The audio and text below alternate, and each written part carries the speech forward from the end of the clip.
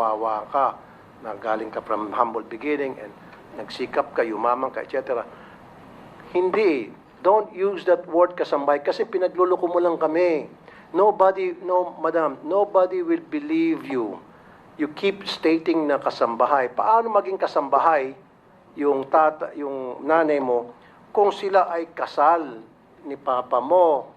Maliban na lang kung si papa mo ay nagsisinungaling dito sa birth certificate. And what is the reason why would he lie? Di ba? Bakit magsisinungaling yung papa mo? And then, again, sinabi ko na to for the nth time, and hindi ka interested na si papa mo nagsisinungaling? Hindi mo lang sinabi na, bakit kaya ito si papa sinungaling? Bakit kaya si papa ay magsalita? Siyempre, usyusohin mo yan. Papa, sinasabi mo, kasambahay si mama. O, pero kasal pala kayo ni mama. Papa, 2 beses kayo kinasal ni papa. Ay, papa, 2 beses kayo kinasal ni mama. Bakit? And yet, you keep insisting na kasambahay si mama. Those things na very simple, you should have asked. But you did not, right? Why? Your Honor, yung birth certificate ko po, binigay po sa akin ng tatay ko nung hiningi ko po sa kanya. Ang nabasa ko po doon sa birth certificate ko po, nakalagay po doon, yung biological mother ko po ay housekeeper. At pasensya ka na, Sen Rafi, ayaw ko po sisihin yung tatay ko. Mahal ko po ang tatay ko. Wala po tayong, madam, po. wag niyo pong ilalayo yung topic. Wala pong kaming sinisisi rito. Hindi namin sinisisi papa mo, hindi namin siya hinuhusgahan, hindi namin sinuhusgahan din mama mo. Ang sa amin lamang is trying to find the truth. In this case, while we're trying to find the truth, parang lumilitaw, maraming butas yung mga statement mo, nagsisinungaling ka, may tinatago ka talaga. Kasi Sen. Rafi, hindi tumatagpit just Thank you, to, ma'am. at this point, acknowledge the presence of the Senate President Pro Tempore, Sen. Jinggoy Estrada. Salamat sa pagdalo. Sana maintindihan mo, Mayor Go. Kasi ang ginagawa mo, nililihis mo eh. Kumukuha ka ng simpatiya sa publiko eh. Kasi that's what the public really wanted to hear, na yung mga sad story, mga fairy tales, mga teleserye, gusto mong pumunta doon eh. Pero no, wag mo kami lisin doon. We know better. Okay? You cannot use that. Wag ka magpapakaawa dito po, Mayora. Alam naman namin talaga kung sino ka. Kaya lang, it's very hard for us right now to find out. That's why we're trying to get more information about who you really are.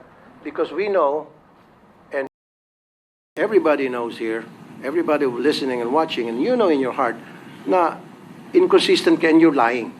You're lying through your teeth. Sometimes kasi sa pagsisinungaling mo, akala mo yung pagsinungaling mo nagiging totoo na. Because sanay ka sa pagsinungaling, you've been living in a life of lie. Base po dun sa mga statements na mga binitiwan mo na sa amin. Salamat yan muna, Madam Chair. Salamat, Sen. Rafi. So sige, para lang tapusin na natin yung kwento dyan sa marriage certificate na yan. At ito po yung malala, Mayor. Nung pina-check ko po, wala pong record ng kasal sina Angelito Guo at Amelia Leal. Okay? So yan ang sinasabi po ng PSA certification natin. At ito ang higit pang malala, walang birth record at all sina Angelito Guo at Amelia Leal. So, may tatanong talaga, hindi po kaya Angelito Guo and Amelia Leal Guo don't even exist? Ha? Itong dalawang taong ito, na according to the documentary evidence have 3 children, but according to you, Mayor, have only 1 child, apparently don't even exist. So, hindi ko maklaro, lumalabo po yung kwentong buhay ninyo. Ha? Next question, ang tatay niyo po ba ay Chinese, Filipino, o Filipino-Chinese? Final answer please ha, dahil itong lahat na tatlong sagot ay nasabi niyo na sa iba't ibang pagkakataon. Madam Chair, ang tatay ko po ay Chinese. Okay, siya ay Chinese. So, taga saan po siya sa China?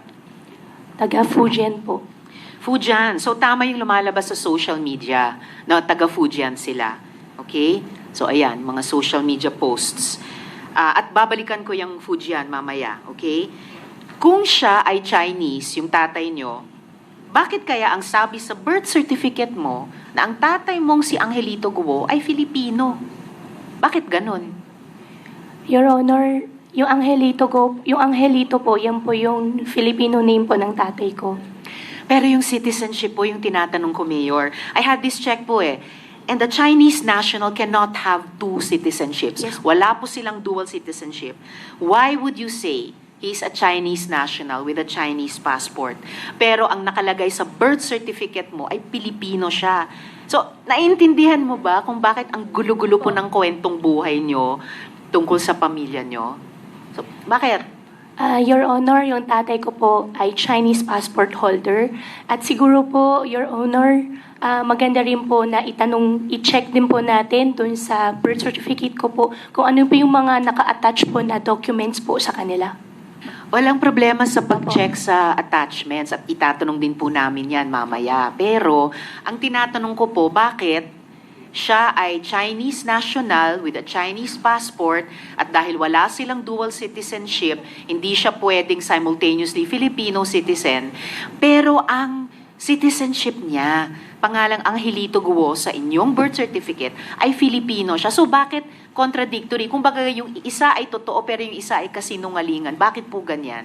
Your Honor, ayaw ko po magsinungaling. Ang tatay ko po ay Chinese at hindi po ako yung nag-prepare po ng birth certificate ko po. Okay, so babalikan po natin talaga yung misteryosong birth certificate na yan. Nabagamat hindi kayo ang naghanda, pero nung umabot na po kayo sa age of reason, sa legal age, lalo na naging local government official pa kayo, eh dapat talaga naiklaro, matagal na. And Mayor, I am sorry, but even your revised story, no, yung napanood po naming lahat sa media, sa balita, parang hindi rin po totoo.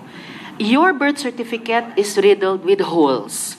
And if your birth certificate is the basis of your citizenship, so pati po yung citizenship nyo ay riddled with holes.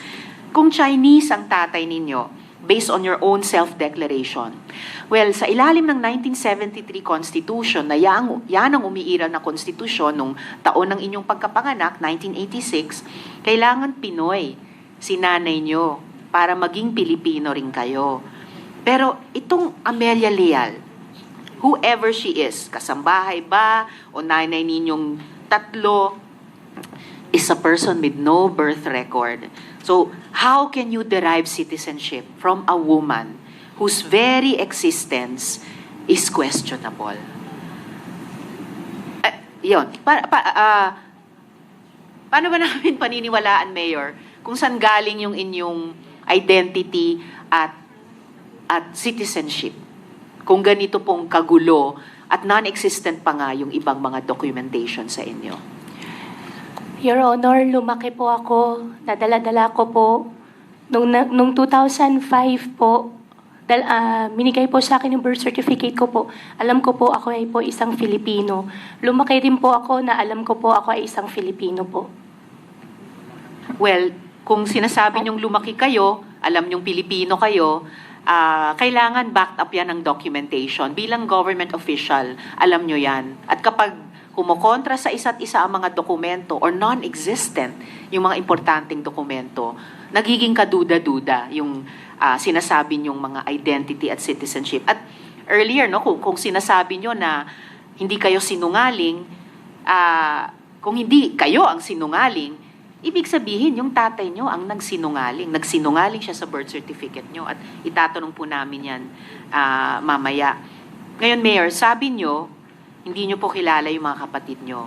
Actually, to be exact, sabi nyo, di kayo sigurado kung sila ay mga kamag-anak nyo. Do you still maintain this, Mayor? Your Honor, pakiulit po. Sabi nyo kasi sa akin noon, nung pinakita ko yung mga dokumento na nandun yung mga pangalan ni na Sheila L. Guo at Siemen L. Guo at isa pang dokumento na Sheila Leal Guo at Siemen Leal Guo, at tinanong ko sa inyo kung mga kapatid nyo sila, ang sabi nyo sa akin, hindi nyo sigurado kung kamag-anak nyo sila. Yan pa rin ba ang sinasabi nyo sa amin? After po ng Senate hearing po, Your Honor, nag-confirm po ako sa tatay ko, kapatid ko daw po sila. Kapatid nyo sila. Talagang kapatid nyo sila. At hindi lang po dahil sa birth certificate. Mamaya ipapakita po natin yan. So, ito na po. Ito pong lahat ng mga kumpanya ay magkakasama kayo ni na Sheila Guo at Siemen Guo. Ayan. Hindi po kaunti. Lahat. Kayong tatlo ay magkakasama. Tapos, ito naman po, ang mga travel records ninyong dalawa, ni Sheila Leal Guo, showing you traveled at least 3 times together. Travel buddies kayo ni Sheila Guo. At wala namang masamang mag-travel kasama ng kapatid. I would enjoy that also. Pero why would you lie about something like this? Bakit po kailangan magsinungaling sa bagay na napakadali namang pong i-check? Your Honor, nakaraan po na Senate hearing. Kaya po, lahat na lang po naging sagot ko po is I don't know, hindi ko po alam. Dahil ayaw ko po madamay pa po ang ibang tao. Kaya lahat po na natanong niyo po sa akin, puro naging I don't know po ang sagot ko po. Dahil ayaw ko po madamay po sila at pribadong tao po yung mga ibang tao po na babanggit, ayaw ko po sila madamay po dito. Ayaw nyo silang madamay, pero napakadali naman naming i-check. Kasi of public record, itong mga public documents na ito, actually lalo silang nadadamay sa inyong pag-iwas, sumagot, or pagbigay ng sagot na hindi pala totoo, kundi mga kasinungalingan. Okay, Mayor, dako na po tayo sa Baofu. So, please help me understand this. No? Sabi nyo, kayo po ang bumili ng lupa kung saan nandoon ngayon ang Zunyuan na dating Hongsheng. So, pero alin po ang nauna? Ang pag-incorporate ng Baofu o ang pagbili nyo ng lupa? Kasi sabi nyo po sa interview nyo, 2018 nyo binili yung lupa. Pero bakit ang mga titulo ay lahat sa pangalan ng Baofu na nung 2019 lang incorporated? At ang deed of absolute sale sa lupa ay sa pagitan ng Baofu at ng mga private owners noon. So, ito po, isang example nga. Absolute deed of sale. Oh. Baofu, tapos yung dating private owner. So, ano ba alin ba ang nauna? Baofu ba? O yung pagbili ng mga lupa? Your Honor, nauna po yung pagbili po ng lupa. Yung lupa po, nabili ko po sa mga private po na tao. Installment ko po binili sa kanila. Tapos nung pumasok po ang Baofu, pumasok po yung mga Chinese po na investors po. Yan po yung naging pinakapuhunan ko po sa kanila. Kaya diretso na po yung naging transfer po ng title. So, ngayon, sinasabi nyo na unang ma-incorporate ang Baofu, sumunod yung pagbili nila ng lupa. Hindi po, Your Honor. Alin ang Nauna po nauna? yung lupa po. Kasi nabili ko po yung lupa po na installment. Kailan nyo binili yung lupa? 2018. 2018. Opo. So, bakit Baofu ang pangalan dito, hindi pangalan nyo at yung dating private owner? Direct na po yung naging transfer po, Your Honor. Hindi po siya deed of sale, deed of, anong tawag doon? Contract to sale po. Ang naging kontrata po namin doon sa private owner po. Okay, and in fact, may kopya nga kami ng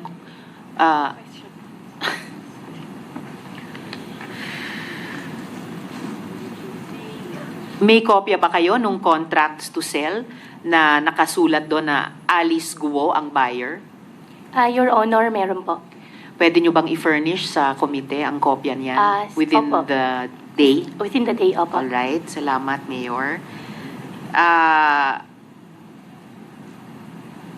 Kaya lang, okay, iintayin ng komite yung documents na yan. Pero what this still looks like to me is that yung Baofu ang unang binuo, tapos ang Baofu ang nag-acquire ng real estate. And based on this one example of an absolute deed of sale, nabili nila sa private buyers. Dahil hindi pangalan nyo yung nandito eh. Hindi kayo party sa transaksyong ito. Hindi yung sinabi nyo nga na nagbebenta kayo ng baboy sa Clark, natalisod mo lang sila na mga may-ari ng restaurant, tapos sinabing parang, hey guys, ba't di nyo nalang gamitin yung lupa ko? Kasi parang yun po yung pinapalabas ninyo. This, just one copy ng absolute deed of sale ay pasisinungalingan yung sinasabi nyong bahaging iyon ng kwento dahil lumalabas dito ang nag-transact ng sale ay hindi kayo, kundi yung Baofu na at yung private owners. Your Honor, mag-provide po ako ng copy po sa inyo. Doon sa previous owner po, kung di po ako nagkakamali, mga Cruz po yata yung last name po nila.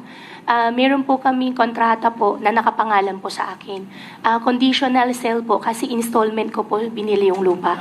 At So alright, ano po yun? Opo, Your Honor. At nung nakausap ko po sila, pinadirect na po yung transfer po. Kasi yun yung naging pinaka-share ko po, yung lupa po nung tinayong compound po na Baofu. Naka-reflect ba sa contract to sell na isusumite nyo sa komite yung condition na sa deed of absolute sale, hindi na ang pangalan nyo ang lalabas, kundi yung Baofu at yung dating private owners? Meron po akong copy po noon, Your Honor. So, titignan po ng komite yan, Opo. i-expect po namin i-submit nyo sa Opo. amin within this day. Opo. And bakit ko po kinukulit itong puntong ito? Bakit important distinction ito? Kasi yung mga incorporators, co-incorporators nyo sa Baofu ay akusado at convicted ng criminal activities sa pinakamalaking money laundering operation sa kasaysayan ng Singapore. Ito po yun. Kaya, duda talaga po ako, Mayor, pasensya na pakalat-kalat lang sila sa Clark, nagpapatranslate sila sa inyo, at naisipan mo lang na i-alok ang lupang nabili mo na. What it really looks like to me ay Baofu was deliberately formed by you and individuals involved in money laundering and other criminal activities, and it was part of a synchronized and coordinated plan all along. Buying land, opening up a POGO enterprise, maximizing our flawed regulatory system to abet scams, human trafficking, money laundering. And in just a few moments, I will show more evidence of this. Pero at this point, Mayor, alam niyo po ba na yung mga co-incorporators nyo sa Baofu ay mga money launderers? Your Honor, nalaman ko po kahapon to sa Facebook post niyo po. After ko po malaman, sinerge ko po sila. Ang kausap ko po dyan sa Baofu po ay yung si Zhang Ziyang. Yung dalawa po, hindi ko po sila nakausap. At after po ako mag-divest po ng 2021 po, wala na po akong alam sa kanila. Kahapon po nakita ko po doon sa Facebook post niyo po na sila po ay money launderer po sa Singapore at nag-research po ako sa through Google din po at nakita ko nga po na yung dalawa po ay sangkot nga po doon sa money laundering po sa Singapore. At kahapon ko lang po nalaman gawa po nung nakita ko po sa Facebook post po ninyo, Madam Chairman. Hindi ba dapat kung papasok kayo sa ganyang kalaking negosyo, napakalaki, kumpara sa mga nauna nyo ng mga negosyo? Nagtatanong nga yung mga tao, ha? Mula piggery, papuntang Pogo, parang ang laking multiplied many times over. Hindi ba dapat nag-due diligence kayo? Kasi ang laki ng ipapasok nyong equity. Yung mga lupang sabi nyo, binili nyo on installment over the years sa mga private owners. Hindi po maliit ang 7.9 hectares, halos 8 hectares. Hindi ba kayo nag-due diligence sa makakasama yung mga co-incorporators? Sorry mama, hindi ako negosyante, pero alam ko mga negosyante, hindi umaalam lang sa pagkakatao ng mga co-incorporators nila. After matanong sila sa isang Senate hearing sa Facebook, due diligence dapat, di ba? Sa mga dokumento, sa mga government agencies natin. Your Honor, bago po nangyari po yun, ang kausap ko lang po dyan, si Huang Ziyang. Siya lang po yung kausap ko po. At ang katwiran ko po that time, since akin naman po yung lupa, majority po na sa akin, wala po mawawala po sa akin. At nung huli na lang po, naging POGO po yan. Nung una, primarily po, ang usapan po na project po ay housing. Yun po yung unang pinag-usapan po namin ni Huang Ziyang. Si Huang Ziyang po, nakilala ko po siya sa Clark na marami po siyang restaurants at binibentahan ko po siya ng baboy. At okay naman po yung naging transactions po namin. Mabait naman po siya. At in-offer ko po sa kanya na tayuan po yung lupa ko po sa Bamban. Well, medyo, okay. Inuulit nyo yung ilang mga detalye dahil gusto nyo ngang maintindihan namin sa ganyang perspective yung kwento. But lalo lang dumadami po yung things that don't add up. Balikan ko lang po yung sabi nyo kanina, kinonfirm nyo taga Fujian, si father ninyo. Alam nyo po ba na ang kasama nyo sa Baofu ay mga taga Fujian din? In fact, ang tawag sa kanila ay Fujian Gang. At kayo ba ay kasama din sa Fujian Gang na yan? Hindi po, Your Honor. Pero alam po ba ninyo na taga Fujian sila? Hindi ko po alam taga Fujian sila. Ang alam ko po si Huang Jiyang, hindi po taga Fujian taga somewhere malapit po sa Xiamen pero hindi po Fujian. Si Huang Jiyang. Mayor, kahit hindi pa kayong mayor noon, pero again, Opo. sobrang malaking pagkukulang sa due diligence. Hindi nyo alam taga saan yung mga co-incorporators ninyo. Sapat na sa inyo na si Huang Jiyang, alam ninyo ay taga Xiamen. Hindi nyo alam na taga saan yung ibang mga co-incorporators ninyo. Yung dalawang co-incorporator po, Your Honor, ang nagdala po sa kanila si Huang Jiyang. Well, okay. Sabi nyo si Huang Jiyang lang ang kausap nyo. Pero si Huang Jiyang, di ba fugitive din siya? Matanong lang sa PAOK. Yusek Cruz, will it be you to answer? Ang tanong ko po kay Mayor ay, di ba, yung nag-iisang co-incorporator nila sa Baofu, na kilala nila ang pagkatao, Huang Jiyang, di ba fugitive din siya? Yes, ma'am. Yes. Actually, ma'am, subject po ito ng manhunt natin. Right. And this is the person who has 3 passports na pinakita po namin nung nakaraan. Okay, so so sorry Mayor, no? Bukod sa ibang co-incorporators nyo sa Baofu na hindi kayo nag-due diligence, alamin ang background nila. Kumbaga, hindi most innocent si Huang Jiyang kasi sila ay subject pala ng manhunt at may passport holder ng 3 bansa. Sino namang honest broker ay may hindi lamang 1 o 2 passport pero 3 pa? Your Honor, nalaman ko po na meron po siyang 3 or 4 na passport po dun sa last Senate hearing. Nakikita ko naman po siya, labas-pasok naman po siya ng Pilipinas. In fact po, pag pumupunta po ng ibang bansa, may pasalubong pa nga siya sa akin minsan. Kaya wala po akong idea po na siya po ay isang fugitive. So again, Mayor, no?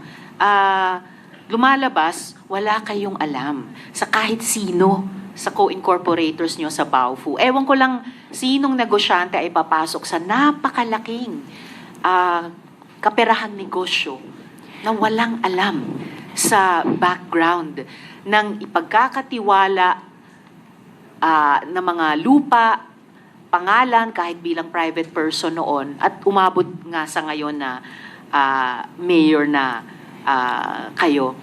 At sabi nyo rin, Mayor, sabi nyo din na wala kayong business interests sa Zunyuan. Do you stand by that statement?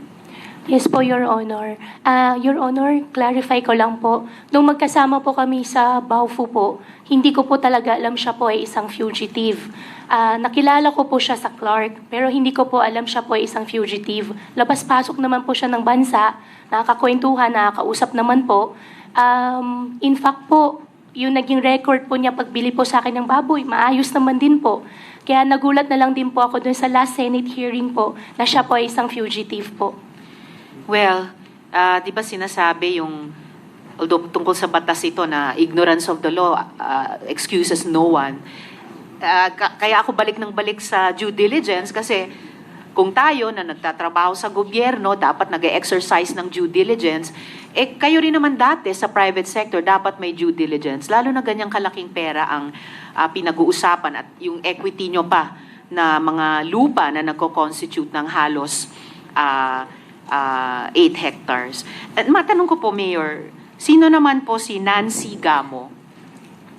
Nancy Gamo po. Ano po yung ano po niya? Tinatanong ko po sa inyo, sino po si Nancy Gamo? Hindi ko po siya kilala, Your Honor.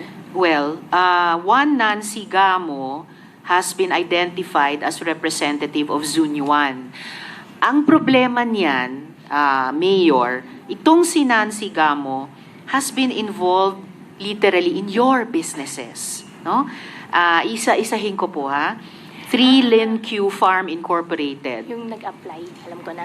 Naalala ko na. QJJ Slaughterhouse. QC Genetics. Pati itong Siopaw Bulilit. QJJ Smelting Plant, by the way, 2012 pa. So mula siopaw hanggang smelting. And you know what's most troubling about this, Mayor? It's not only that, I'm sorry, you lied. Hindi lang nagsinungaling kayo, pero kayo yung approving authority para sa Zunyuan dahil mayor na kayo noon. Na itong lahat, tulad ng Zunyuan, representative si Nancy Gamo at siya naman ay involved sa bawat isa sa mga businesses nyo dito. So itong dapat maimbestigahan for conflict of interest, no? At posible paglabag sa Graft and Corrupt Practices Act. At ikabit naman natin itong mga ito sa Hongsheng kasi mukha namang magkakabit-kabit lahat eh. So to repeat your testimony, hindi po kayo involved sa Hongsheng, sabi nyo noon. Kahit na kayo ang nag-apply ng LONO or Letter of No Objection at nakalagay mismo sa sangguniang resolution na kayo ang aplikante. Tama po ba? Doon sa LONO po, hindi po ako yung aplikante. Ako lang po yung nag-breach po sa kanila. Ako po nag-introduce po doon sa former mayor po, yung Shi Chun-san po na sinasabi ko po. At Your Honor, pasensya na po, nalala ko na po yung nasabi niyo po na Nancy Gamo. Yung Nancy Gamo po, siya po yung nag-prepare po ng documents ko po dati, pero hindi ko na po alam na paano po sila nag-connect po ni Zunuan. Okay, pero mabuti naman at may naalala na kayo Opo. itong si Nancy Gamo dahil ipinakita namin lahat ng mga dokumento ng marami-rami yung mga negosyo na nandyan talaga si Nancy Gamo. At siya po ay nag-representative ng Zun Yuan. And sorry din po, Mayor, pero hindi po pwedeng sabihin na hindi kayo yung aplikante para sa Hongsheng bago kayo naging mayor. Dahil nandyan sa mga dokumentong ipinakita na namin, kahit nung naunang hearing, nakalagay pa nga doon sa dokumento ng munisipyo, yung resolution, Representative Alice Guo of Hongsheng. At tama din po ba na yung relationship ng Hongsheng at Baofu ay bilang lessor at lessee lang? Your Honor, doon sa Hongsheng po, hindi po ako naging representative. Wala po ako sit not meet po na ini documents po. Pinakilala ko lang po sila doon sa former po na mayor. At isang beses po nakapag-translate lang po ako sa kanila. Regarding naman po doon sa Hongsheng and Baofu, yes po, ang naging relationship po nila is lessee and lessor. Okay, bago sa pinagtatakhan ko dyan, well, sinasabi nyo hindi kayo yung representative ng Hongsheng, pero ang pagkakilala ng dating municipal council sa inyo at nilagay nila sa resolution nilang dokumento ay kayo ang representative ng Hongsheng. Now, ang pinagtatakhan ko po, Mayor, itong sa usapin ng relasyon ng Hongsheng at Baofu. Bakit ang email address na npjimenez0712@yahoo.com na nakalagay na email address sa Certificate of Incorporation ng Hongsheng, ayan, ay siya ring email address sa General Information Sheet ng Zunyuan Technology bilang alternative email at email address ni Nancy Gamo sa Siopaw Bulilits Food at 3 Lin Q Farm. So tuloy, Mayor, you know what this looks like to me? Mukhang lumalabas kayo yung common denominator ng mga operations na to. At mukhang posibleng nilukluk kayo na mayor para padulasin ang operations na ito. Your Honor, siguro po better po invite din po natin sila, Nancy Gamo, para malaman din po natin kung paano po naging email address po niya yung sa Zunuan. Your Honor, wala po akong kilalaman sa Zunuan. Tumakbo po ako ng mayor sa aking sariling capacity po, sa tulong po ng kaibigan, pero wala pong ini-involvement po ng POGO sa aking pagtakbo po ng mayor po sa bayan ko po. Approving authority kayo sa Zunyuan, no? Dahil mayor kayo noon. Your Honor, pasensya na po. Nag-apply po si Zunuan po ng LONO po sa konsihal ko po, sa konsihal po ng Bamban. Ngayon po, nakapagbigay po din sila sa amin ng provisional license. That's the only time po na nagbigay po ako ng business permit po sa kanila, stated po, 2nd, 3rd, and 4th floor po. O yun,